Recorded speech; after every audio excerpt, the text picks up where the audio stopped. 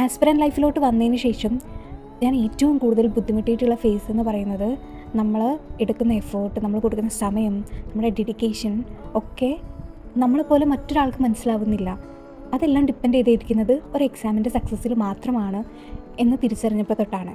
പലപ്പോഴും എനിക്ക് തോന്നിയിട്ടുണ്ട് ഒരു ആസ്പിറൻറ്റിന് മാത്രമേ മറ്റൊരു ആസ്പിറൻറ്റിനെ പൂർണ്ണമായും മനസ്സിലാക്കാൻ പറ്റുള്ളൂ. ആ ഒരു ഐഡിയയിൽ നിന്നാണ് ഞാൻ ഇങ്ങനൊരു പ്ലാറ്റ്ഫോം തുടങ്ങാം എന്ന തീരുമാനത്തിലോട്ട് എത്തുന്നത്. ഇവിടെ ഞാൻ ചെയ്യാൻ ഉദ്ദേശിക്കുന്നത് വളരെ സിമ്പിളായിട്ടുള്ളൊരു കാര്യമാണ്. നമ്മൾ പോകുന്ന ഈ ഒരു ജേണി അത് നിങ്ങളാരും ഒറ്റയ്ക്കായി പോകരുത്.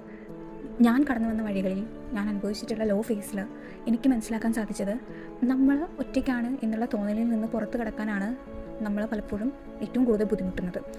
അപ്പോൾ നമ്മളെ ഫേസിൽ നമ്മുടെ ഒപ്പം സഞ്ചരിക്കാൻ ഒരാളുണ്ട്, നമ്മളെപ്പോലെ തന്നെ സ്ട്രഗിൾ ചെയ്യുന്ന, നമ്മുടെ അതേ സിറ്റുവേഷനിലൂടെ കടന്നു പോകുന്ന, നമ്മളെപ്പോലെ തന്നെ മനസ്സിലാക്കാൻ സാധിക്കുന്ന ഒരാളുണ്ട് എന്നറിയുമ്പോൾ നമുക്ക് കിട്ടുന്ന ആശ്വാസവും നമുക്ക് മുന്നോട്ട് പോകാനുള്ള ഒരു ധൈര്യവും അത് നമുക്ക് തരുന്ന ഊർജ്ജവും അത് വേറെ തന്നെയാണ്.